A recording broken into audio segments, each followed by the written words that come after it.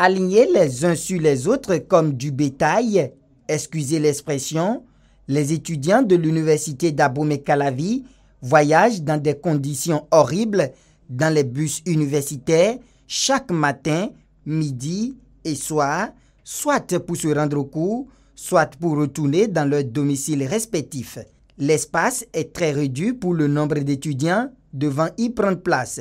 De plus, pour un effectif de plus de 60 000 étudiants, moins d'une dizaine de bus seulement sont affectés à l'université d'Abomey-Calavi pour le transport étudiant. Des bus qui, selon les responsables étudiants en charge du transport, ne résistent pas à la maltraitance, encore moins à la surcharge.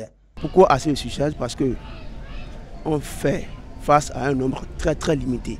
Je dis bien un nombre très limité de bus universitaires. Et l'effectif augmente de jour en jour. Dépenser 100 francs pour rentrer chez soi vaut mieux que d'aller dépenser 800 francs. Pour cette raison, tous les étudiants se dirigent vers le transport étudiant.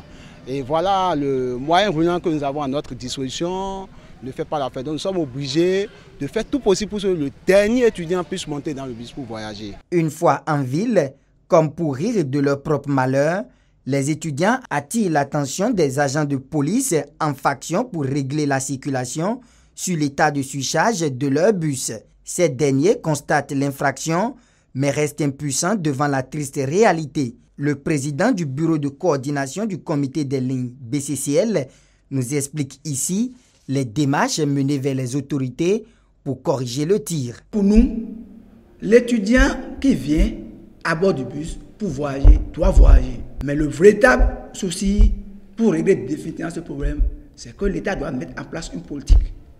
Si dans un an, il faut octroyer 2 ou bien 3 bus à ces étudiants pour soulager un peu la peine des étudiants vis-à-vis du transport étudiant. Ils n'ont pas manqué de formuler des doléances à l'endroit des autorités étatiques et universitaires. Notre plaidoyer auprès du gouvernement actuel, c'est de penser aux moyens roulants pour les étudiants, afin de soulager un peu le surcharge dont vous parlez. L'État a bel et bien les possibilités pour octroyer au moins un bus, au moins. C'est-à-dire qu'au plus, l'État peut amener 2 ou 3 par an. Les autorités en charge de l'enseignement supérieur et des œuvres sociales universitaires sont invitées à prendre toutes les dispositions pour un transport décent des étudiants. Contactée, la directrice du Centre des œuvres universitaires et sociales a opposé son indisponibilité, de même que ses chefs services qui ne peuvent pas aller sans son autorisation.